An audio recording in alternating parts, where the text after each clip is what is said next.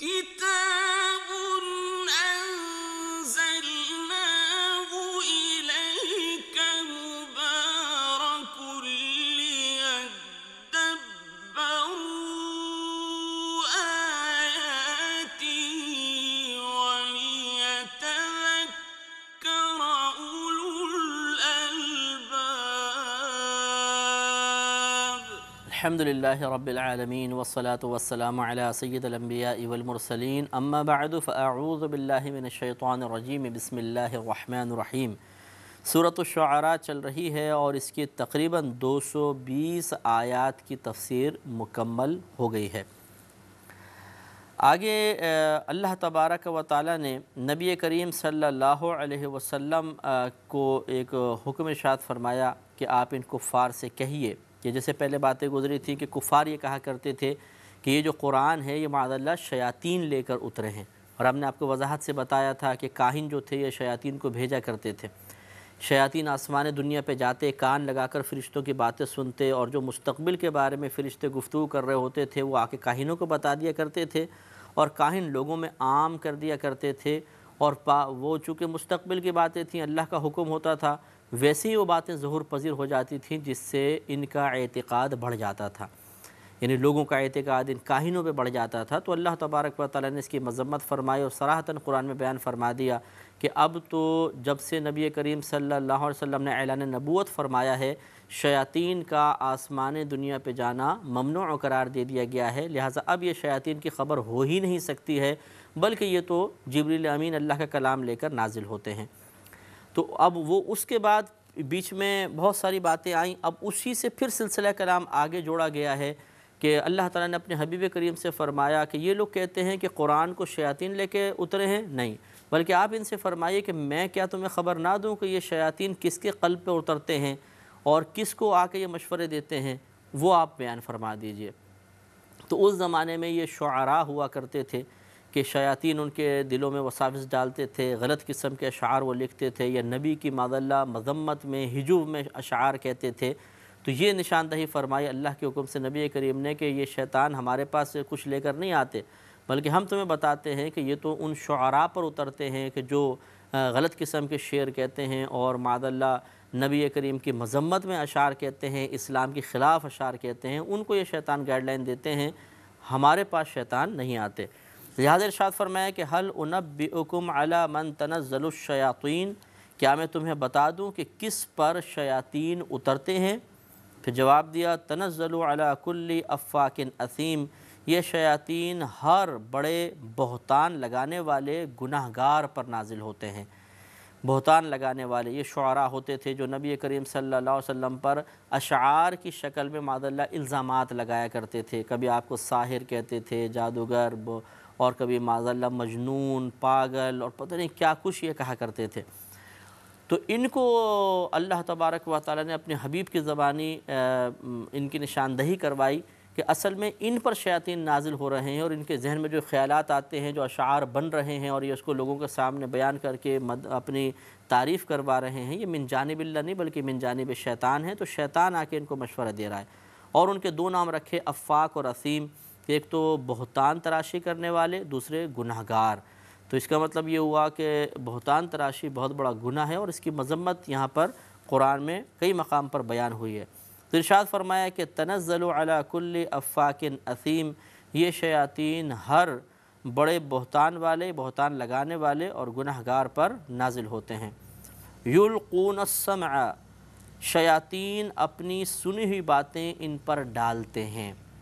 یہ وہی بات ہے، سنی ہوئی باتیں یعنی جا کر آ کے لگانا اور کاہنوں وغیرہ کو بتانا۔ وَأَكْثَرُهُمْ كَاذِبُونَ، اور ان میں سے اکثر جھوٹے ہیں۔ تو یہ دیکھیں بہت ہی یہاں پہ بھی توجہ طلب بات ہے کہ یہ جو شیاطین تھے یہ اس وقت کی بات ہے کہ جب تک ان کا اوپر داخلہ یا اوپر تک پہنچنا ممنوع قرار نہیں دیا گیا تھا، ان پر یہ اترتے تھے، اور اب وہ سلسلہ بند ہو گیا تھا نبی کریم کے دور میں۔ تو اس میں بھی اللہ نے ارشاد فرمایا وَأَكْثَرُهُمْ كَاذِبُونَ، اور ان میں سے اکثر جھوٹے ہیں۔ تو معلوم یہ ہوا کہ جن کو چاہے آپ اپنے تابع کر لیں، جب آپ اس سے معلومات حاصل کرنے کی کوشش کریں گے تو ان کی طبیعت میں اللہ نے سرکشی رکھی ہے، برائی رکھی ہے، اگر یہ مسلمان نہ ہوں تو کفار جو شیاطین جن ہوتے ہیں گندے قسم کے، تو یہ اس میں بھی جھوٹ کی ملاوٹ کر دیا کرتے تھے۔ تو اسی لیے معلوم یہ ہوا کہ شیطان جہاں پر بھی ہوگا وہاں پر حقیقت اور سچائی کا خالصتاً موجود ہونا بہت مشکل ہے۔ اگر وہاں کچھ حقیقت ہوگی تو اس میں ملاوٹ ہی ضرور کر دیں گے۔ لہٰذا آپ یہ تھوڑا توجہ فرمائیے، کہتے ہیں جی وہ فلاں خاتون پر سواری آ رہی ہے بزرگ کی، وہ فلاں سے باتیں کر رہی ہیں، اور وہ بزرگ آتے ہیں اور خبریں دیتے ہیں آ کے مستقبل کے بارے میں، لوگ جمع ہو رہے ہیں صاحب، اور وہ کہتی ہیں پوچھیں مجھ سے کیا پوچھنا ہے، وہ کہتے ہیں ہمارے گھر میں کیا ہو رہا ہے، وہ بتاتی ہیں بھئی یہ ہو رہا ہے۔ تو یہ اصل میں عین ممکن ہے کہ یہ جنات کے شیطانیاں ہوں، کیونکہ صرف نبی کریم صلی اللہ علیہ وسلم کی ذات اقدس ایسی ہے کہ شیطان ہمارے نبی کا روپ اختیار نہیں کر سکتا، یا کسی کے خواب میں یا تصور میں آ کے نہیں کہہ سکتا کہ میں نبی ہوں، یعنی نبی کریم صلی اللہ علیہ وسلم نہیں کہہ سکتا اپنے آپ کو، اللہ نے اس کو منع کیا۔ باقی یہ اگر کوئی بزرگ بن کر آنا چاہے، مثلا آ کر بولے میں شیخ عبد القادر جیلانی ہوں، اب ہم نے تو ان کو دیکھا ہی نہیں ہے، ہم یہ سمجھیں کہ وہ شاید ہی واقعی شیخ عبد القادر جیلانی ہیں، اچھا بات بھی اچھی کرے، اچھی نیکی کی باتیں کرے، تو ہم یہ سمجھیں گے کہ بھئی یہ تو واقعی بزرگ آ گئے ہیں۔ تو اس میں ممکن ہے کہ شیطان چال چل رہا ہو اور آگے چل کر پھر ایمان کی بربادی کا سامان کرے، اور اگر بالفرض ان میں سے ایک دو باتیں اس سے سچی بتا بھی دیں کوئی مستقبل کے بارے میں، جیسے یہ لوگ آتے ہیں کہ بھئی مثلا گھر میں بات چل رہی ہے کہ چلو جی فلاں عورت ہے ان پہ سواری آتی ہے، تو ان سے جا کر معلوم کریں گے۔ ابھی جنات جو ہیں یہ وہاں پر بالفرض موجود ہیں، کیونکہ یہ فضا میں گردش کرتے رہتے ہیں۔ اب انہوں نے سنا تو گھر کے دو چار چیزیں اور ملاحظہ کیں، جا کر ان کو بتا دی کہ بھئی، اور بزرگ کی شکل میں کہ وہ ایسا ایسا کر رہے ہیں، ایسا ایسا ہے، وہ آئیں گے آپ کے پاس اور آپ کو بتانا ہوگا۔ اب یہ یہاں سے چلے تو وہاں اندر سے آواز آئے گی آ جائیے جی ہمیں پتہ ہے کون آنے والا ہے، آ جائیے اندر آ جائیے، کہ آپ کے گھر میں ایسا ایسا نہیں ہوا؟ تو اب آنے والا تو حیران ہو جائے گا کہ ہم نے تو کچھ بتایا ہی نہیں، اور یہ تو سب سامنے بتا رہے ہیں۔ اب وہ تو شیطانوں نے جنہوں نے جا کے بتا دیا، اب ان کی طرف سے جھوٹ کی آمیزش یقیناً ہو سکتی ہے، جیسے قرآن سے ثابت ہے۔ لہٰذا پھر جب جھوٹ کی آمیزش ہو سکتی ہے، امکان ہے کہ شیطان اس میں مداخلت کر رہا ہو، تو پھر کامل اعتماد نہیں ہونا چاہیے۔ کامل اعتماد اللہ کی ذات پر ہے۔ میں یہ نہیں کہہ رہا ہوں کہ جو اس طرح کی خبر دے رہا ہے وہ سارے کے سارے جھوٹے ہی ہوتے ہیں اور ضرور غلط ہوتے ہیں، ہم ایک امکان کی بات کر رہے ہیں کہ اکثر ایسی ہوتا ہے، ہم نے دیکھا ہے کہ اگر نماز نہیں پڑھتے، روزے نہیں رکھتے، بے پردہ ہیں عورتیں، اور ان پہ بزرگوں کی سواریاں شروع ہو گئیں۔ کیسے شروع ہو گئیں؟ یعنی سمجھ میں آنے والی بات نہیں ہوتی، کیونکہ وہ تقوی نہیں ہے، پرہیزگاری نہیں ہے۔ بے پردہ ایک عورت سامنے مردوں کے بیٹھتی ہے تو وہ تو فاسقہ کہلائے گی، فاجرہ کہلائے گی شریعت کی زبان میں، تو ان پر بزرگوں کو نزول کیسے شروع ہو گیا؟ تو یہ غالب گمان ہوتا ہے کہ شیاطین کی مداخلت ہے، اور شیاطین آ کے اس طرح خبریں دے رہے ہیں، اور پھر آگے چل کر کوئی مس یوز وہ کریں گے، تو اس لیے قوی یقین حاصل نہیں ہوتا ہے۔ اور اس میں مطلب جس کے اوپر آ رہے ہیں اسے بھی تھوڑی سی احتیاط کرنی چاہیے کہ وہ خوش فہمی میں مبتلا نہ ہو کہ ہم تو جو چاہے کر رہے ہیں اور پھر بھی دیکھو اللہ تعالیٰ ہم پہ کرم فرما رہا ہے۔ تھوڑا سا سوچنا چاہیے کہ آپ میں ایسے کون سے سرخاب کے پر تھے کہ آپ پر یہ خصوصی کرم نوازی ہو گئی کہ آپ کے پاس بزرگ آنا شروع ہو گئے؟ دوسرے کے پاس کیوں نہیں آئے؟ ایک متقی پرہیزگار آدمی ہے جو گناہ نہیں کرتا ہے، نمازی ہے پانچوں وقت کا، اس پہ تو نہیں آ رہے، اور آپ پر آنا شروع ہو گئے؟ کیوں؟ کیا وجہ ہے؟ کیا بزرگ آپ پہ عاشق ہو گئے معاذ اللہ، یا آپ میں کوئی ایسی خصوصیت ہے کہ انہوں نے نمازی کو نظر انداز کر دیا اور آپ ایک بے پردہ خاتون بیٹھی ہیں، آپ کے اوپر وہ بزرگ آنا شروع ہو گئے؟ تو سوچنا چاہیے۔ لیکن آدمی اپنے بارے میں ہمیشہ خوش فہمی کا شکار رہتا ہے، اور جو اس خوش فہمی اور ان خوابوں کی راہ میں رکاوٹ بننے کی کوشش کرے ہمیں وہ برا لگنے لگتا ہے۔ حالانکہ جو آپ کو سمجھا رہا ہے اس پہ غور و تفکر کرنا چاہیے کہ یہ صحیح سمجھا رہا ہے، اور ایسا نہ ہو کہ بے شیطان ایمانی چھین کر لے جائے اور آدمی کہیں کا نہ رہے۔ كتاب أنزلناه إليك مبارك ليدبروا آياته وليتذكر أولو الألباب. كتاب أنزلناه إليك مبارك ليدبروا آياته وليتذكر أولو الألباب. تو اس لیے ان آیات پر غور کریں کہ یلقون السمع، وہ ان کاہنوں پر سنی ہوئی بات، اور ان میں سے اکثر جھوٹ بولنے والے ہیں، ایرر ہوتے ہیں، اس میں ملاوٹیں ہوتی ہیں، اس لیے اجتناب کرنا چاہیے۔ وَالشُّعَرَاءُ يَتَّبِعُهُمُ الْغَاوُونَ، اور شاعروں کی پیروی گمراہ کرتے ہیں۔ یہ اس زمانے کے شعراء کا تذکرہ ہے، کیونکہ آگے دیکھیے گا خود کے استثناء فرمایا جائے گا۔ شاعر سے مراد ہر وہ نہیں ہے کہ جو نعت گو شاعر ہو یا نعت لکھنے والا ہو، حمد لکھ رہا ہو، منقبت لکھ رہا ہو، سب کے بارے میں یہ بیان فرمایا کہ ان کی پیروی کرنا گمراہی ہے، بلکہ یہاں شعراء سے مراد کفار کے زمانے کے شعراء ہیں جو گندے شعر لکھتے تھے، جھوٹے شعر لکھتے تھے یا بہتان تراشی والے تھے، اسلام کے خلاف، نبی کے خلاف وہ اشعار لکھا کرتے تھے، اس کو منع فرمایا۔ اور ان کی مذمت یہ فرمانا مقصود ہے کہ ان شعراء کے شعر سننے کے بعد پھر ان کا ہم خیال ہونے والے جو ہے وہ سب کے سب گمراہ ہیں اور شاعروں کی پیروی گمراہ کرتے ہیں۔ الم تری انہم فی کل واد یہیمون، اور کیا آپ نے نہ دیکھا کہ وہ ہر وادی میں گھومتے پھر رہے ہیں؟ ہر وادی میں گھومتے پھر رہے ہیں مطلب مراد یہ ہے کہ وہ ہر جگہ گھوم پھر کر اپنے شعروں کے ذریعے لوگوں کو گمراہ کر رہے ہیں، غلط قسم کے اشعار بیان کر رہے ہیں۔ تو کیا آپ نے ان کو نہ دیکھا کہ ہر جگہ گھومتے پھرتے رہتے ہیں اور غلط قسم کے اشعار کہتے ہیں؟ وَأَنَّهُمْ يَقُولُونَ مَا لَا يَفْعَلُونَ، اور بے شک وہ لوگ وہ بات کہتے ہیں جس کو وہ مَا لَا يَفْعَلُونَ، جو کرتے نہیں ہیں، یعنی ایسی ایسی باتیں بیان کریں گے، بڑے بڑے اشعار لکھیں گے، اس میں مبالغہ آرائی، جھوٹی مدح، جھوٹی تعریفیں ہوں گی، اور ان جھوٹی تعریفوں کے لیے ہر اس مقام پہ پہنچ جاتے ہیں، ہر اس وادی میں جہاں کچھ ملنے کی امید ہوتی ہے۔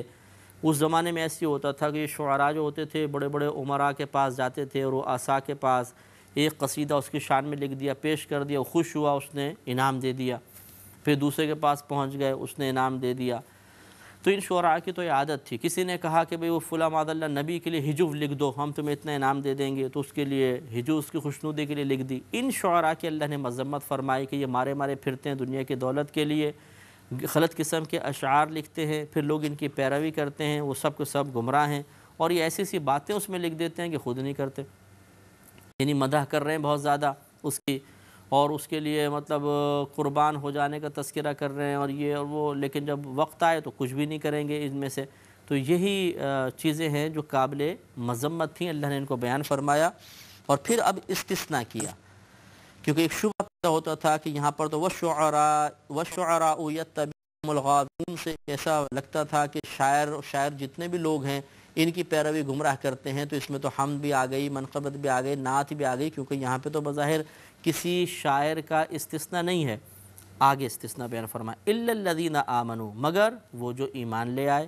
وَعَمِلُوا الصَّالِحَاتِ، اور انہوں نے نیک اعمال کیے، وَذَكَرُوا اللَّهَ كَثِيرًا، اور انہوں نے بکثرت اللہ تبارک و تعالی کا ذکر کیا، وَانْتَصَرُوا، اور انہوں نے بدلہ لیا۔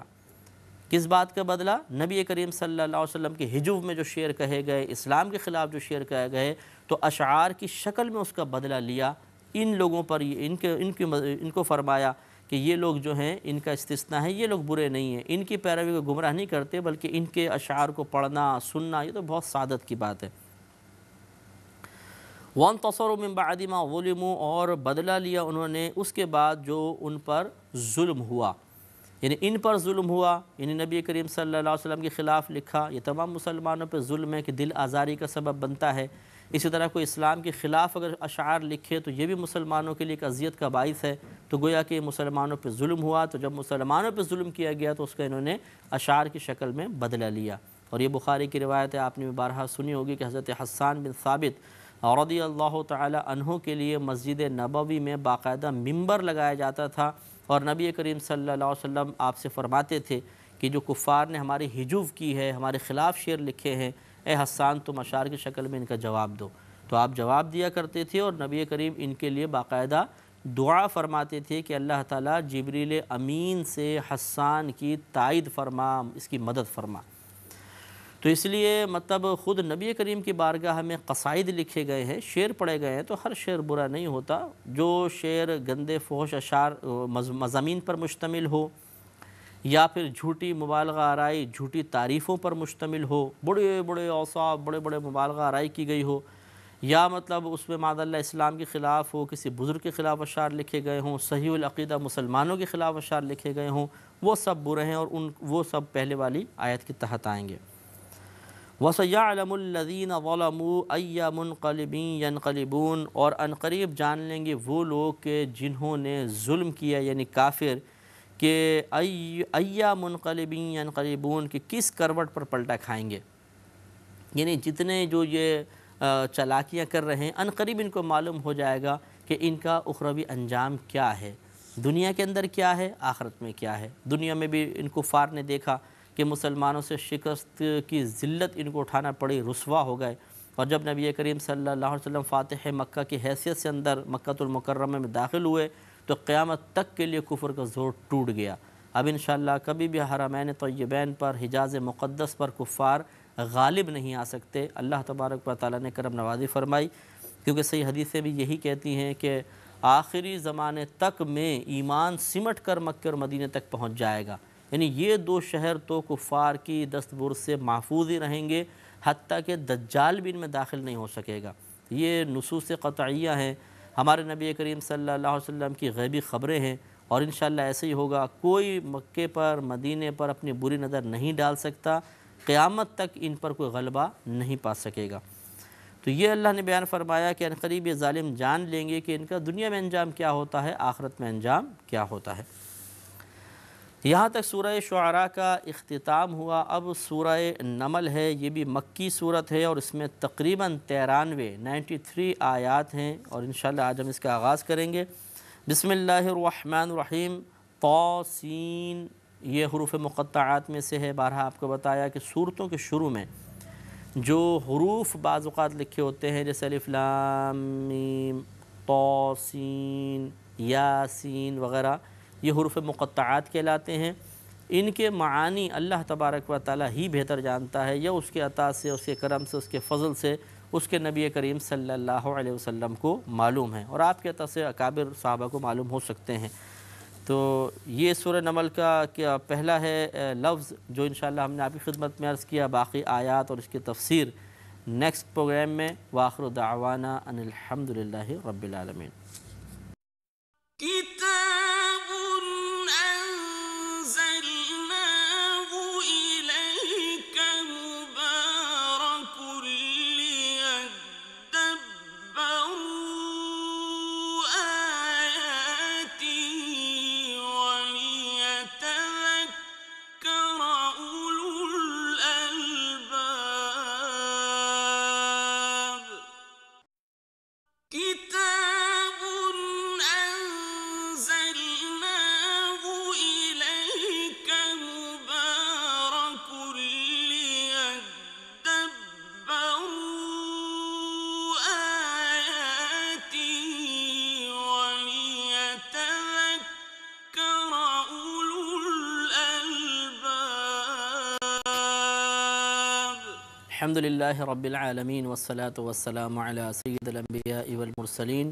اما بعد فاعوذ باللہ من الشیطان الرجیم، بسم اللہ الرحمن الرحیم۔ الحمدللہ سورۃ النمل کا آغاز ہوا تھا، اور اس کے پہلے جو حروف تھے ہم نے پڑھے تھے، حروف مقطعات تھے، طاسین۔ آگے اللہ تعالیٰ نے ارشاد فرمایا تلک آیات القرآن و کتاب مبین۔ تلک آیات القرآن، یہ قرآن کی آیات ہیں، و کتاب مبین، اور روشن کتاب کی، واضح کتاب کی آیات ہیں۔ ہدن ہدایت، و بشرا اور خوشخبری، للمؤمنین ایمان والوں کے لیے، یعنی قرآن عظیم جو ہے یہ خوشخبری بھی ہے، ہدایت بھی ہے ایمان والوں کے لیے۔ اس کا مطلب ہرگز یہ نہیں ہے کہ جن کو ایمان حاصل نہیں ہے قرآن ان کے لیے ہدایت کا ذریعہ و سبب نہیں ہے۔ کہنے کا مطلب یہ ہے کہ جو صاحب ایمان ہوتا ہے اسے ہی مزید قرآن سے ہدایت کی توفیق حاصل ہوتی ہے۔ عام جو غیر مومن ہیں وہ یا تو قرآن پڑھیں گے نہیں، اور پڑھتے ہیں تو اس انداز سے کہ بعض اوقات ان کو ہدایت حاصل نہیں ہوتی ہے۔ تو یہ اکثر کا بیان ہے کہ اکثر جو مومنین پڑھیں گے انہی کو ہدایت حاصل ہوگی، اور مومنین کے لیے بہرحال خوشخبری تو خاص ہے ہی، آخرت سے متعلق تمام خوشخبریاں مومنین کے لیے ہیں، کفار کے لیے نہیں ہیں۔ آگے مومنین کی وہی صفات تذکرہ فرمائیں جن میں سے کچھ فرمائی ہیں جن کا ذکر سورہ بقرہ میں شروع میں ہوا، چنانچہ ارشاد فرمایا کہ الذین یقیمون الصلاۃ، مومنین وہ جو قائم کرتے ہیں نماز کو، ویؤتون الزکاۃ اور ادا کرتے ہیں زکوٰۃ کو، وہم بالآخرۃ ہم یوقنون اور وہ آخرت پر یقین رکھتے ہیں۔ تو یہ ہم پہلے بھی بتا چکے ہیں کہ نماز قائم کرنے سے مراد ایک آدھ وقت کی موڈی نماز پڑھنا نہیں ہے۔ یہ جیسے رمضان کی آمد ہے کہ جی رمضان میں چلے ہم نماز شروع کریں گے، تو جوش میں شروع کر لی، 1 دن 2 دن 3 دن 1 ہفتہ پڑھتے رہے، پھر رمضان میں ہی ان کا یہ جذبہ دم توڑ جاتا ہے، آخر تک بھی نہیں چل پاتا، رمضان میں نمازیں قضا ہونا شروع ہو جاتی ہیں۔ یہ مراد نہیں، بلکہ نماز قائم کرنا جو مومنانہ صفت قرار دی گئی ہے اس سے مراد یہ ہے کہ استقامت کے ساتھ نماز کو، اس کی مکمل شرائط اور تمام مسائل کو جان کر ادا کرنا استقامت کے ساتھ، اور زکوٰۃ کا ادا کرنا یہ بھی تمام معلومات حاصل کرنے کے بعد زکوٰۃ کو ادا کرنا، یہ مراد ہے۔ اور آخرت پر یقین، یہ آپ کو بتایا تھا کہ انسان کو یہ یقین ہونا چاہیے ہر مسلمان کو کہ مجھے ایک دن مرنا ہے، یہ زندگی کا اختتام ہونا ہے، اور اس کے بعد زندگی کے اختتام سے لے کر اور قیامت کے قائم ہونے تک، میدان محشر کے قائم ہونے تک مجھے ایک پورا عرصہ ایک درمیان میں گزارنا ہے جس کو عالم برزخ کہتے ہیں۔ ہمارا یہ عقیدہ نہیں ہے کہ ہم مرنے کے بعد پھر کوئی اور جنم حاصل کریں گے، دنیا میں کسی اور شکل میں پیدا کر دیے جائیں گے، یا جیسے کفار کے ہاں 7 جنم کا تصور ہے کہ 7 جنم لینے کے بعد آدمی ختم ہو جائے گا، ہمارے ایسا تصور نہیں ہے۔ مسلمانوں کا اور قرآنی تصور جو ہمیں ملا ہے وہ یہی ہے کہ ہم مریں گے تو طویل عرصے تک ہمیں اپنی قبر میں رہنا ہے، اور قبر سے مراد وہ گڑھا نہیں ہے، بلکہ قبر سے مراد مرنے کے بعد سے لے کر قیامت تک اٹھنا، یہ جو درمیانی عرصہ ہے اس میں ہم جس مقام پر بھی رہیں اس کا نام قبر ہے۔ بالفرض ہم جل گئے اور ہماری راکھ کو دریا میں بہا دیا گیا تو دریا ہمارے لیے قبر ہے، کسی کو شیر کھا گیا تو اس شیر کا پیٹ ہی اس کے لیے قبر بن جائے گا، اور یہ گڑھا مشہور جو ہم کہتے ہیں یہ قبر ہے۔ اور وہ جو اتنا عرصہ ہے درمیان میں اس کو عالم برزخ کہتے ہیں۔ برزخ کا معنی ہوتا ہے رکاوٹ، تو یہ جو درمیانی عرصہ جو ہے یہ چونکہ ہمارے اور میدان معاشر میں اٹھنے ان کے درمیان ایک رکاوٹ بن جاتا ہے، ایک آڑ بن جاتا ہے، اس لیے اس کو عالم برزخ کہتے ہیں۔ تو آخرت پر ایمان کا مطلب یہ ہوگا کہ ہم یہ عقیدہ رکھیں کہ ہم مریں گے، مرنے کے بعد عالم برزخ میں رہیں گے، پھر اللہ تبارک و تعالی کی طرف سے حضرت اسرافیل علیہ السلام سور پھونکیں گے، ایک بڑا سا سینگ جیسا ہوگا جس میں وہ زور سے پھونک ماریں گے اللہ کے حکم سے، تو پوری دنیا کائنات تباہ ہو جائے گی اور کوئی روئے زمین پر زندہ نہیں رہے گا، زمین آسمان سب ختم ہو جائیں گے، صرف اللہ تعالیٰ کی ذات باقی رہے گی۔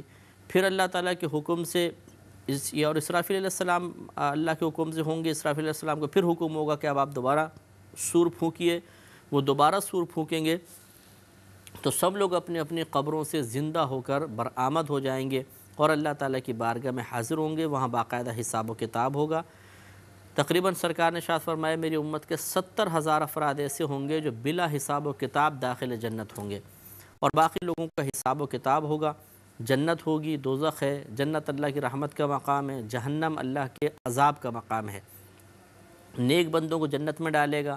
بروں کو جہنم میں ڈالے گا، اور اس طرح یہ معاملات ہوں گے۔ تو یہ کم از کم عقیدے مسلمانوں کو رکھنے چاہیے، اور یہ اسی کو ارشاد فرمایا کہ وہ آخرت پر ایمان رکھتے ہیں۔ ان الذین لا یؤمنون بالآخرۃ، بے شک وہ لوگ جو آخرت پر ایمان نہیں رکھتے، زینا مزین کر دیا ہم نے لہم ان کے لیے اعمالہم ان کے اعمال کو، فہم یعمہون تو وہ بھٹک رہے ہیں، بھٹکتے پھر رہے ہیں اپنے سرکشی میں۔ تو مراد یہ ہے کہ جو آخرت پر ایمان نہیں رکھتا ہم نے ان کے اعمال اچھے کر دکھائے ہیں، ان کو مزین کر دیا اعمال کو، گویا کہ وہ اپنے اعمال کو اچھا سمجھتے ہیں، بس کہ ہم بہت اچھے عمل کر رہے ہیں، بالفرض کوئی غیر خدا کی عبادت کر رہا ہے تو اسے کو وہی بہت اچھا لگے گا کہ بس میں بہت صحیح کام کر رہا ہوں۔ اسی طرح دنیا میں کوئی اور وہ عیش و آرام ہے یا کسی کی وہ خدمت کر رہا ہے، مثلا دینی لحاظ سے، جس کو ہم دینی لحاظ سے مراد ہم اسلامی لحاظ سے اچھا کام اس کو کہہ سکتے ہوں، مثلا وہ یتیم خانے بنوا رہا ہے اور بیواؤں کی مدد کر رہا ہے، اور جو دیگر مطلب یہ جو ادارے کام کرتے ہیں انسانیت کے نام پر اور لوگوں کی مدد وغیرہ کرتے ہیں، لیکن اگر وہ ہیں کافر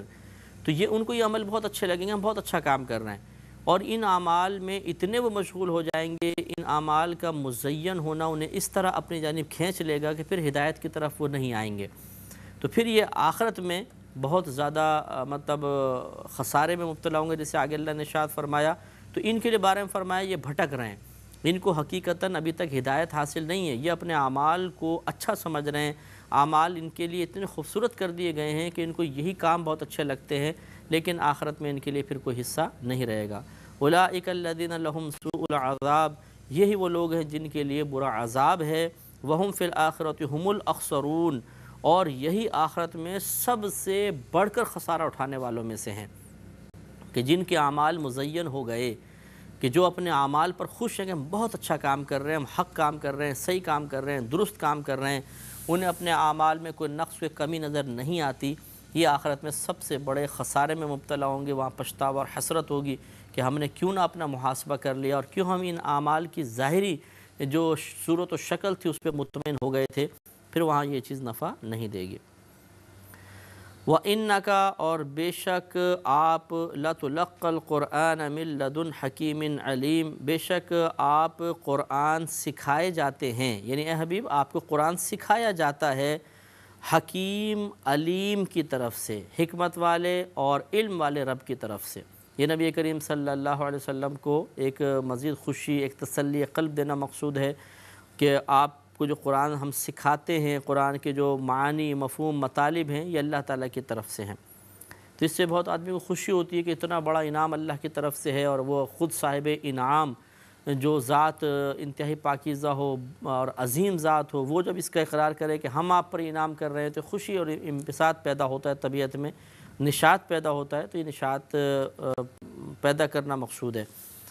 آگے حضرت موسیٰ علیہ السلام کا تذکرہ ہے، جس کا خلاصہ تھوڑا سا میں عرض کر دیتا ہوں کہ آپ کو پتہ ہے کہ یہ پہلے بھی واقعات گزر چکے ہیں کہ فرعون جو تھے یہ قبطی قوم تھی، اور موسیٰ علیہ السلام کی قوم بنی اسرائیل تھی، اور ان لوگوں نے بنی اسرائیل کو اپنا غلام بنایا ہوا تھا۔ تو فرعون نے وہ خواب دیکھا کہ مصر سے کوئی آگ اٹھے گی اور وہ آ کے جلا دے گی اس کے محلات وغیرہ کو۔ تعبیر معلوم کی تو پتہ چلا کہ بنی اسرائیل میں کوئی لڑکا پیدا ہوگا جو تمہاری اس حکومت کے زوال کا سبب بن جائے گا۔ تو اس نے حکم دیا کہ بچوں کو قتل کیا جائے۔ پھر جب کثرت سے نوجوان ختم ہونے لگے، لڑکے ختم ہونے لگے بنی اسرائیل کے، اور مزدوروں کی کمی کا خوف پیدا ہوا، تو حکم یہ ہوا کہ 1 سال مارو، 1 سال چھوڑ دو۔ تو جس سال مارنے کا حکم تھا موسیٰ علیہ السلام پیدا ہوئے، جس سال لڑکوں کو زندہ چھوڑنے کا حکم تھا ہارون علیہ السلام پیدا ہوئے تھے۔ تو موسیٰ علیہ السلام کی والدہ نے آپ کو ایک تابوت میں بند کر کے دریا میں چھوڑ دیا تھا، پھر آپ فرعون کے پاس پہنچ گئے، اس نے پالا، آپ جوان ہو گئے۔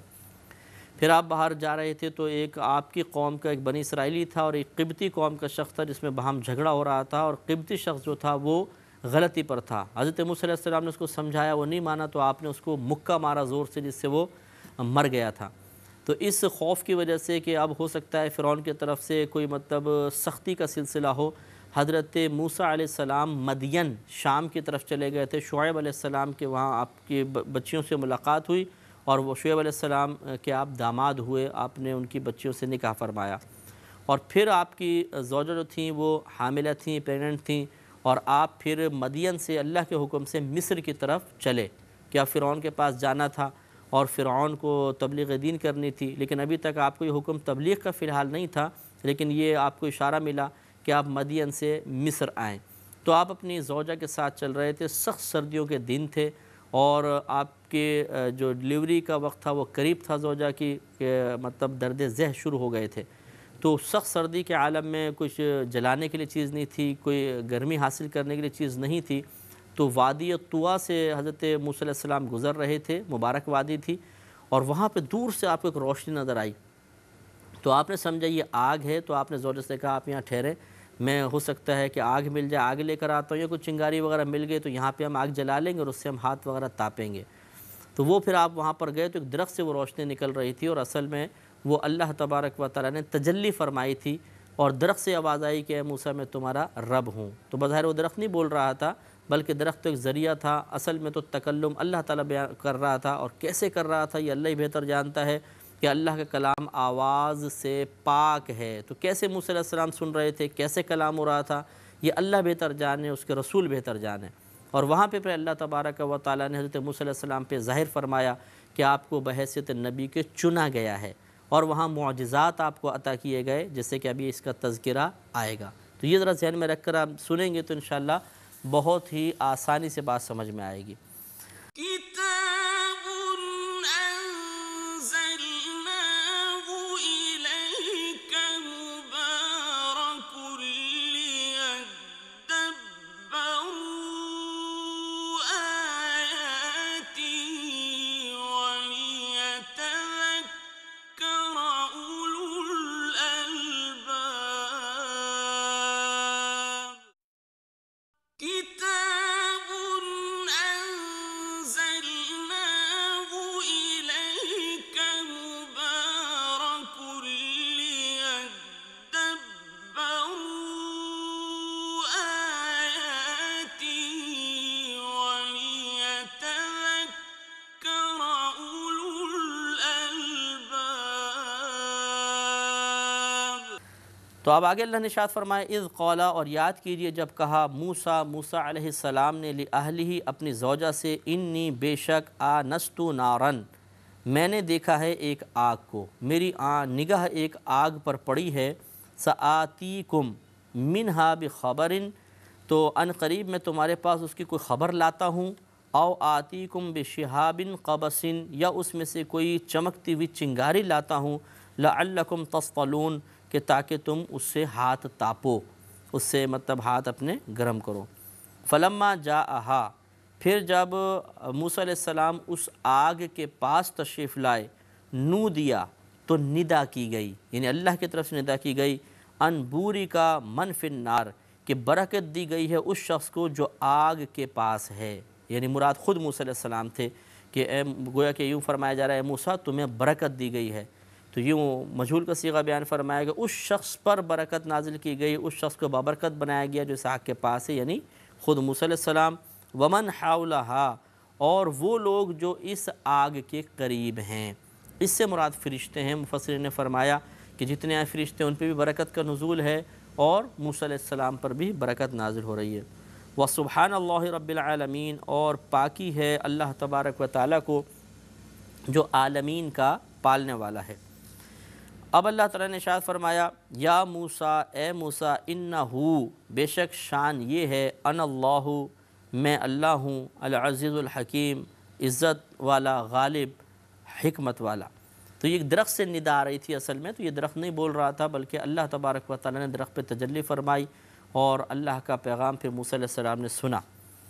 اور اب یہ بیچ میں کئی عبارات محذوف ہیں کہ اللہ تعالیٰ نے آپ کو نبوت کے لیے چن لیا، اور پھر آپ کو نشانیاں دی گئیں، یعنی معجزات عطا فرمائے گئے، آگے اب ان کا تذکرہ ہے۔ وَأَلْقِ عَصَاكَ، اے موسیٰ اپنے عصا کو آپ زمین پر ڈال دیجئے۔ تو موسیٰ علیہ السلام نے ڈال دیا۔ فَلَمَّا رَآهَا تَهْتَزُّ، پھر جب آپ یعنی موسیٰ علیہ السلام نے اس عصا کو ملاحظہ کیا تو وہ لہرا رہا تھا تیزی کے ساتھ، كَأَنَّهَا جَانٌ، گویا کہ وہ ایک سانپ تھا، اژدہا تھا۔ وَلَّا مُدْبِرًا وَلَمْ يُعَقِّبْ، تو وہ موسیٰ پھرے، منہ انہوں نے پھیرا پیٹھ پھیر کر، اور وہ چل پڑے۔ وَلَّا مُدْبِرًا، منہ پھیر کے آپ پلٹ گئے۔ وَلَمْ يُعَقِّبْ، اور آپ نے مڑ کر نہ دیکھا، مڑ کے بھی نہ دیکھا، یعنی خوف پیدا ہو گیا کہ دم عصا پھینکا، وہ اتنے عرصے سے آپ کے ہاتھ میں تھا، اور آپ اس سے مطلب جانوروں کو، موذی جانوروں کو بھگاتے تھے، رستے سے کانٹے وغیرہ صاف کر لیے، بکریاں تھیں، شعیب علیہ السلام کی آپ نے بکریاں بھی آپ نے چرائی تھیں، تو آپ پتے وغیرہ جھاڑتے تھے اسی درخت سے، اسی عصا سے، اونچے درخت سے پتے وغیرہ جھاڑ کے وہ بکریوں کو کھلایا کرتے تھے۔ اب وہ اتنے عرصے سے ایک عصا ہاتھ میں ہو اور اس کو ایک دم ڈالنے ہو تو ایک دم وہ سانپ بن کے اس طرح لہرانا شروع کر دے، تو خوف تو پیدا ہو گیا ہوگا، تو آپ خوف زدہ ہو کر تیزی کے ساتھ وہاں سے چلے۔ یا موسیٰ لا تخف، تو اللہ تعالیٰ نے پیچھے سے ندا کی، اے موسیٰ، پیچھے سے ندا سے مراد معاذ اللہ کے لیے کوئی سمت ہم ثابت نہیں کر رہے کہ پیچھے سے، یعنی موسیٰ علیہ السلام کے بظاہر پیچھے سے ندا آئی، یا موسیٰ لا تخف، اے موسیٰ تم خوف مت کرو، انی لا یخاف لدی المرسلون، بے شک میری بارگاہ میں رسولوں کو کوئی خوف نہیں ہوتا۔ سبحان اللہ، کیا اللہ تعالیٰ کا یہ وعدہ ہے، کیا اللہ کا بہترین کلام ہے، کیا رسولوں کے لیے تسلی قلب کا سامان ہے کہ اللہ تعالیٰ کی تم پر خصوصی کرم نوازی ہے، خاص رحمت اور برکت ہے، اور جس پر اللہ تعالیٰ خاص رحمت و برکت نازل فرمائے اسے اپنے خصوصی رحمت کی آغوش میں لے کر رکھے، اسے کوئی خوف نہیں ہوتا، آپ گھبرائیں نہیں۔ ہاں لیکن فرمایا الا من ظلم، مگر وہ جس نے ظلم کیا، ثم بدل حسنا، پھر بدل دیا اس نے نیکی کو، بعد سوء، برائی کے بعد، یعنی برائی کرنے کے بعد پھر کوئی نیک عمل کر لیا، فإنی غفور رحیم، تو بے شک میں بہت بخشنے والا مہربان ہوں۔ یہ جو اگلا کلام ہے یہ ابھی تفصیل کا طالب ہے، اس کی تھوڑی تفسیر بیان کرنی ہوگی، انشاءاللہ اگلے پروگرام میں کریں گے۔ وآخر دعوانا ان الحمد للہ رب العالمین۔ كتاب أنزلناه إليك مبارك ليدبروا آياته وليتذكر أولو الألباب۔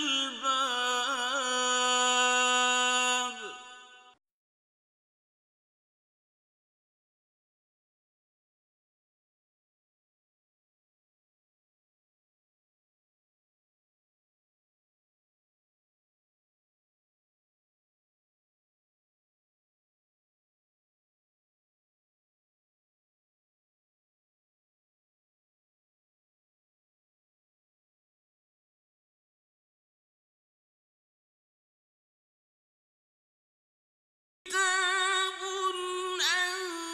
أنزلناه إليك مبارك ليدبروا آياته وليتذكر أولو الألباب۔ الحمد للہ رب العالمین والصلاة والسلام علی سید الانبیاء والمرسلین، اما بعد فاعوذ باللہ من الشیطان الرجیم، بسم اللہ الرحمن الرحیم۔ سورۃ النمل کی تفسیر چل رہی تھی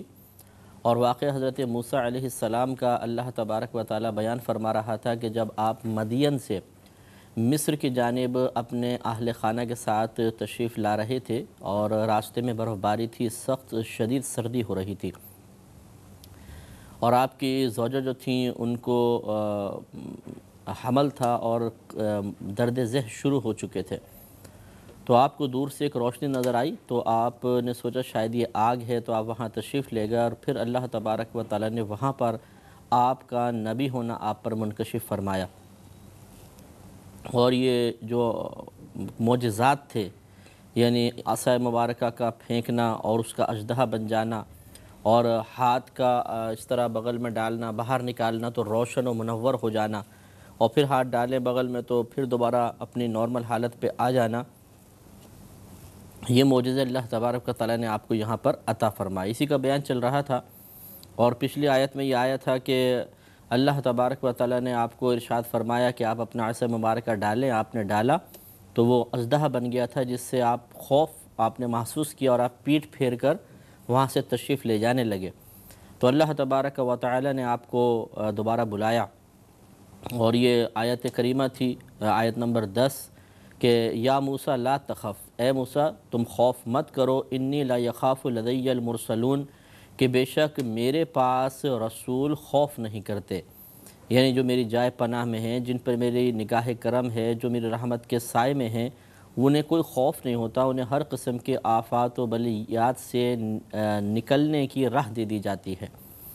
لہذا خوف کی ضرورت نہیں۔ لیکن آگے پھر ارشاد فرمایا الا من ظلم،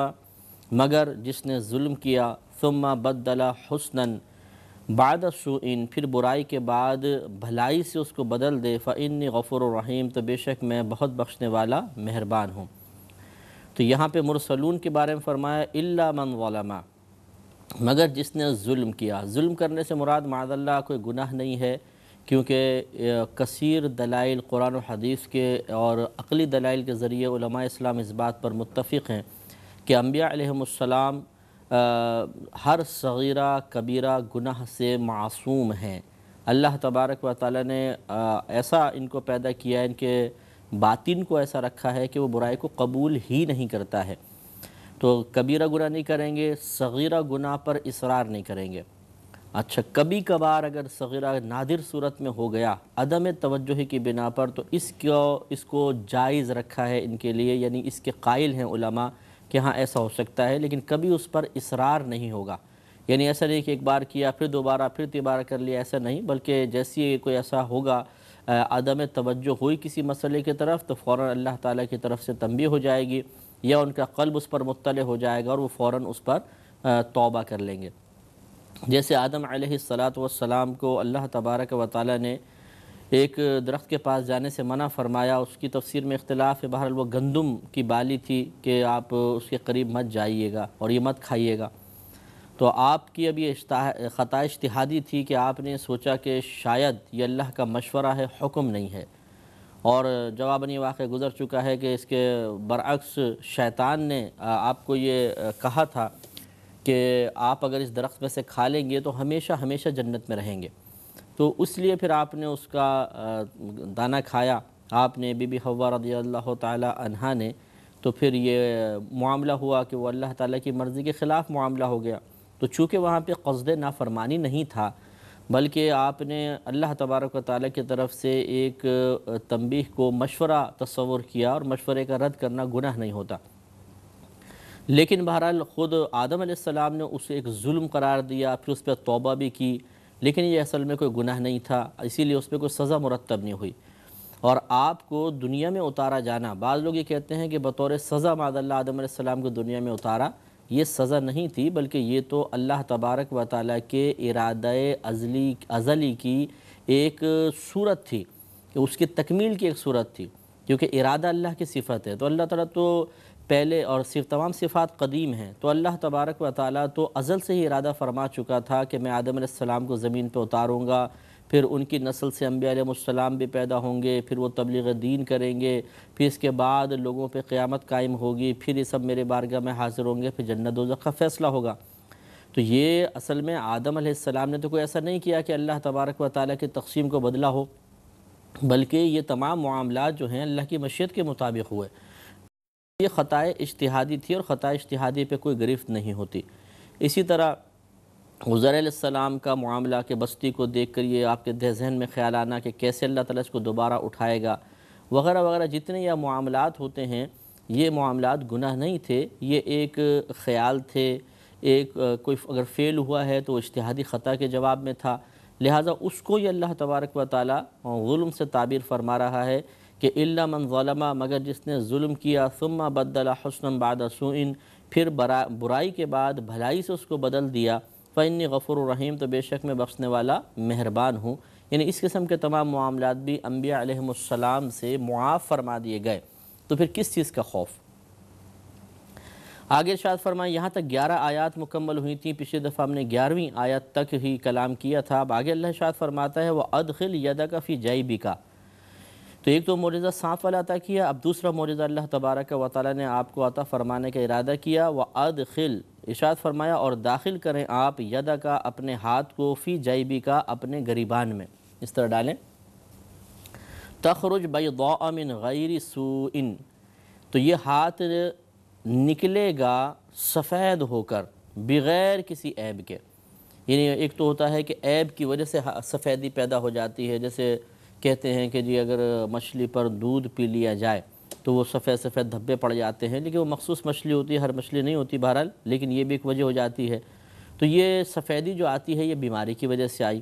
تو اللہ تبارک و تعالیٰ نے حضرت موسیٰ علیہ السلام کو یہی بتایا کہ آپ اگر اپنے اس طرح گریبان میں ہاتھ ڈالیں گے، اپنی بغل مبارکہ میں رکھیں گے، باہر نکالیں گے تو ایسا روشن اور چمکتا ہوا سفید ہاتھ ہو جائے گا، اور یہ کسی بیماری کی وجہ سے نہیں ہوگا بلکہ بطریق معجزہ ہوگا۔ تو آپ اسی طرح کرتے تھے، ڈالتے تھے، نکالتے تھے، سفید ہو جاتا تھا چمکدار، اور پھر ہاتھ ڈالتے تھے، پھر وہ نارمل حالت میں ہو جاتا تھا۔ پھر آگے ارشاد فرمایا کہ فی 9 آیات الی فرعون وقومہ، تو یہ پیچھے سے اس کا تعلق ہے کہ یہ جو ہم نے آپ کو سفید ہاتھ والا جو معجزہ عطا فرمایا، فی 9 آیات، یہ ان 9 نشانیوں میں سے ہے، الی فرعون وقومہ، اور جو فرعون اور اس کی قوم کی طرف بھیجی جائیں گی، یعنی آپ کے ذریعے فرعون اور اس کی قوم کی طرف جن معجزات کو بھیجا جائے گا ان 9 میں سے یہ ایک ہے۔ انہم کانوا قوما فاسقین، بے شک وہ یعنی فرعون وغیرہ جو ہیں یہ فاسق قوم ہیں، ایسی قوم ہے جو فسق و فجور کرنے والے ہیں۔ فاسق اسے کہتے ہیں کہ جو گناہ کبیرہ کا مرتکب ہو۔ اب اگر اعلانیہ گناہ کر رہا ہو تو اس کو فاسق معلن کہتے ہیں، اعلانیہ گناہ کرنے والا، اور اگر وہ چھپ کر گناہ کرتا ہے کبیرہ گناہ تو اسے فاسق غیر معلن کہا جاتا ہے۔ كتاب أنزلناه إليك مبارك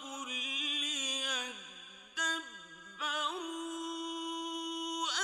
آياته وليتذكر أولو الألباب كتاب أنزلناه إليك مبارك ليدبروا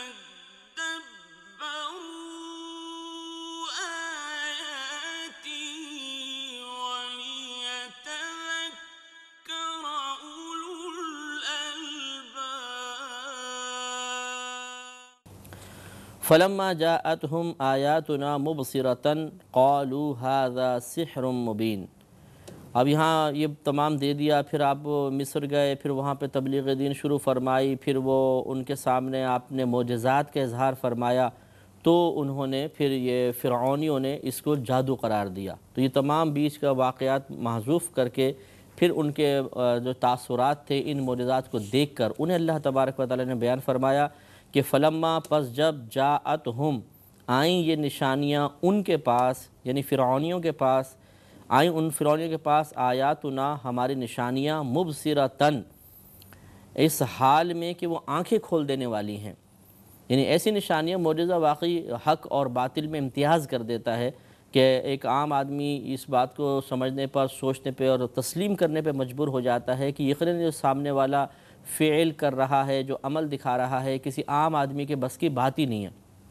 تو یقیناً یہ اللہ تعالیٰ کا برگزیدہ بندہ ہے، تو اس سے نگاہ باطن کھل جاتی ہے، حق واضح ہو جاتا ہے۔ تو یہ اللہ نے اسی لیے ارشاد فرمایا کہ فلما جاءتہم آیاتنا، پھر جب آئیں ان فرعونیوں کے پاس ہماری نشانیاں مبصرتاً، ایسی اس حال میں کہ وہ آنکھیں کھول دینے والی ہیں، قالوا، انہوں نے کہا ھذا سحر مبین، کہ معاذ اللہ یہ تو کھلا جادو ہے، واضح جادو ہے۔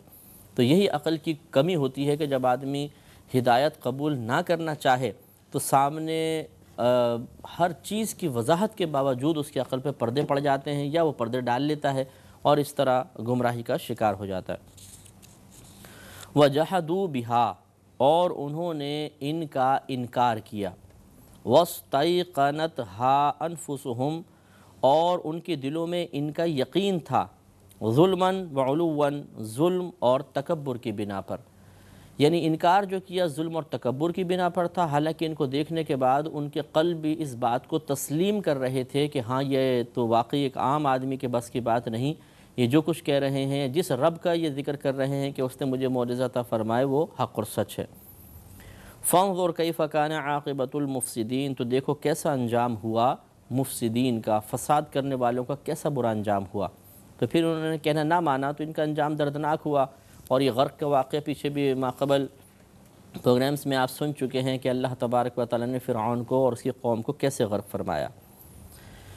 تو یہاں تک کہ یہ موسیٰ علیہ السلام کا واقعہ تمام ہوا، اس کے بعد داؤد علیہ السلام اور پھر اب کا ذکر ہوگا، اور خصوصاً سلیمان علیہ السلام کا اور ملکہ بلقیس کا جو تخت کا معاملہ تھا وہ پورا واقعہ ذکر کیا جائے گا۔ اس سے پہلے کہ ہم اس کی طرف جائیں ذرا اس پہ توجہ کیجئے کہ اس میں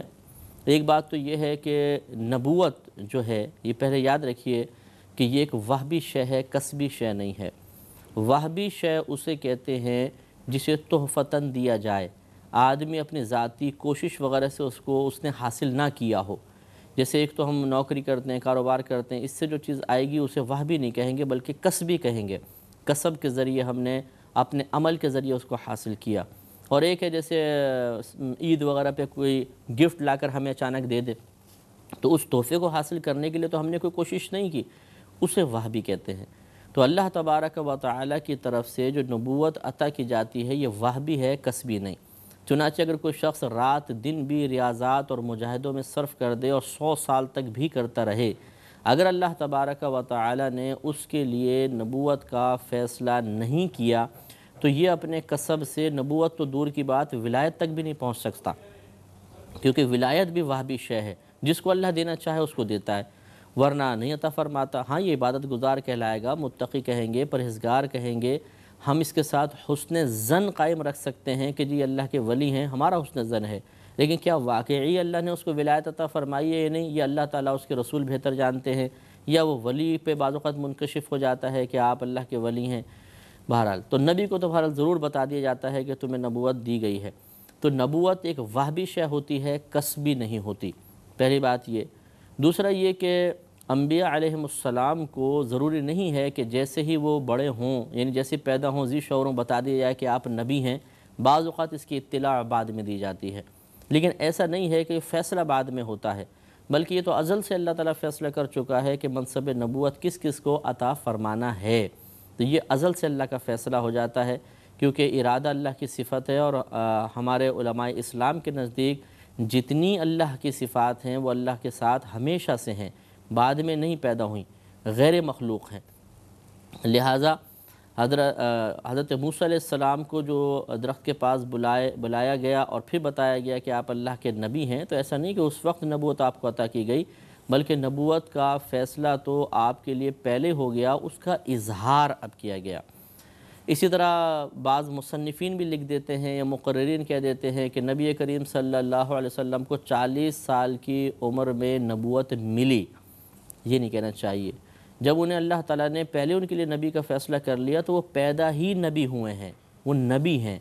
لیکن ہم یہ کہیں گے کہ انہیں اس نبوت کے اظہار کا حکم 40ویں سال میں ملا،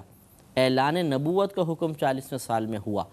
لہٰذا اظہار، اعلان ان الفاظ کو استعمال کرنا چاہیے، نہ یہ کہ حصول ہوا یا ملی نبوت، یہ الفاظ ادا کرنا مناسب نہیں ہے۔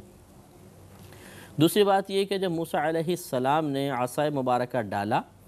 تو وہ اژدہا بنا، تو آپ خوف آپ نے محسوس کیا اور آپ پیٹھ پھیر کر وہاں سے بھاگے تھے۔ پھر اللہ نے ارشاد فرمایا کہ آپ بالکل نہ خوف محسوس کریں، کیونکہ میرے پاس جو رسول ہوتے ہیں انہیں کوئی خوف نہیں ہوتا۔ اس سے یہ معلوم ہوا کہ چونکہ مسلمانوں کا عقیدہ ہے کہ تمام انبیاء علیہم السلام لباس بشریت میں ہی تشریف لاتے ہیں، تو ان کے ساتھ بھی بشری تقاضے ہوتے ہیں، چیزوں سے خوف محسوس کرنا اور قلب کے اندر ایک دم گھبراہٹ سی محسوس کرنا، یہ ایک بشری تقاضا ہوتا ہے، اور یہ انبیاء علیہم السلام کے ساتھ بھی ہو سکتا ہے، اس میں کوئی حرج نہیں ہے۔ انبیاء علیہم السلام کوئی عام انسانوں سے بالکل الگ ہٹ کر طبیعت نہیں رکھتے ہیں، ہاں ان کی طبیعت ہمارے سے بہت اعلیٰ ہوتی ہے، ارفع ہوتی ہے، لیکن جو تقاضے بشری تقاضے ایک عام انسان کے ساتھ ہوتے ہیں ویسے ہی انبیاء علیہ السلام کے ساتھ بھی ہو سکتے ہیں، اگرچہ ان تقاضوں کی کیفیت میں کچھ فرق ہوگا۔ تو اور دوسری بات یہ کہ اگر عام چیزوں سے ڈرا جائے، یعنی جو اللہ کی مخلوق ہے، تو یہ معاذ اللہ خوف الہی کی موجودگی کے منافی نہیں ہے۔ مثال کے طور پر بعض لوگ ہوتے ہیں انہیں اندھیرے میں جانے سے ڈر محسوس ہوتا ہے، تو دوسرے کہتے ہیں کہ اگر تمہارے دل میں اللہ کا خوف ہوتا نا تم کبھی نہ ڈرتے۔ یہ ایک غلط نظریہ ہے، یہ غلط دلیل دی گئی ہے اللہ کے خوف کی موجودگی یا عدم موجودگی پر، یعنی یہ کہنا کہ اگر اللہ کا خوف ہوگا تو کسی چیز سے ڈر محسوس ہونا ہی نہیں چاہیے، یہ غلط ہے۔ حضرت موسیٰ علیہ السلام کے قلب میں جتنا اللہ کا خوف ہوگا ایک نبی کے دل میں کس کے دل میں ہوگا، لیکن اس کے باوجود جب سانپ بنا، اژدہا بنا، تو آپ نے دل میں خوف محسوس کیا، حتیٰ کہ آپ نے پیٹھ پھیری اور وہاں سے چل پڑے تھے۔ تو اس لیے معلوم یہ ہوا کہ اگر کوئی شخص اپنے فطری تقاضے کے تحت، بشری تقاضے کے تحت چیزوں سے ڈرتا ہے، سانپ سے، بچھو سے، چھپکلی سے، چوہے سے یا اندھیرے سے اس کو ڈر محسوس ہوتا ہے، تو یہ اس بات کی دلیل نہیں ہے کہ اس کے دل میں اللہ کا خوف نہیں ہے۔ ہاں یہ الگ بات ہوتی ہے کہ جتنا اللہ کا خوف کامل ہوتا جاتا ہے، اس کی طرف توجہ کامل ہوتی جاتی ہے، ویسے ویسے مخلوقات کا خوف کم سے کم ہوتا جاتا ہے۔ جتنی معرفت الہی زیادہ ہوگی اتنا ہی مخلوق کا خوف کم ہوگا۔ تو موسیٰ علیہ السلام نے جو اچانک اژدہا دیکھا، یہ چونکہ غیر متوقع چیز تھی، اور اتنی غیر متوقع تھی کہ آپ کی توجہ اس اللہ کے خوف کی طرف سے ہٹ کر اس طرف کامل طور پر ہوئی، تو ایک دم دل میں خوف محسوس کر کے آپ چل پڑے۔ تو یہ صورتحال ہو سکتی ہے کہ بعض اوقات ایک بہت زیادہ خوف خدا رکھنے والا بھی خوف خدا کی طرف سے بے توجہ ہو جائے کسی وجہ سے تو اسے بہت زیادہ خوف محسوس ہو، لیکن جو ہمہ وقت اللہ تبارک و تعالیٰ کے خوف کو دل میں حاضر رکھے، اللہ تبارک و تعالیٰ کے دیکھنے کا احساس کرتا رہے، چیزوں کا خوف آہستہ آہستہ کم ہوتا چلا جاتا ہے۔ بہرحال یہ تقاضائے بشریت، اگر عام چیزوں سے خوف محسوس ہوا تو اس میں کوئی حرج نہیں ہے۔ انشاءاللہ یہ بیان چلتا رہے گا، اگلے پروگرام میں مزید عرض کریں گے۔ وآخر دعوانا ان الحمدللہ رب العالمین۔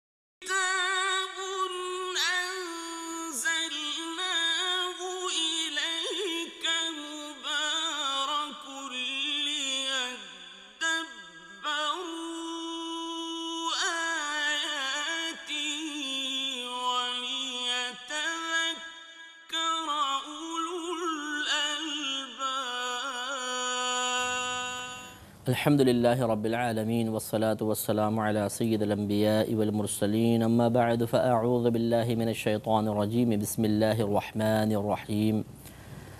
سورۃ النمل چل رہی ہے اور اس کی تقریباً 14 آیات کی تفسیر مکمل ہو گئی تھی، اور ان 14 ماقبل جو آیات چل رہی تھیں اس میں موسیٰ علیہ السلام کا مختصر سا واقعہ جو آپ کی ہجرت کا تھا کہ آپ مدین سے اور مصر کی طرف تشریف لائے، اور وہاں پر آپ کے لیے اظہار نبوت ہوا کہ آپ نبی ہیں، نبوت کا اظہار آپ کے سامنے ہوا اور آپ کو معجزات عطا کیے گئے۔ ہم ان پر کلام کر رہے تھے، 2-4 باتوں پہ مزید کلام کرنے کے بعد انشاءاللہ پھر ہم داؤد علیہ السلام اور سلیمان علیہ السلام کے اس واقعے کی طرف جو آگے ذکر کیا گیا ہے اس پر کلام کریں گے۔ تو کل ایک ہماری بات ہوئی تھی کہ انبیاء علیہ السلام بھی بتقاضائے بشریت خوف محسوس کر سکتے ہیں، اور یہ خوف ایک عام مخلوق کا خوف محسوس کرنا یہ معاذ اللہ اللہ تعالیٰ کے خوف کی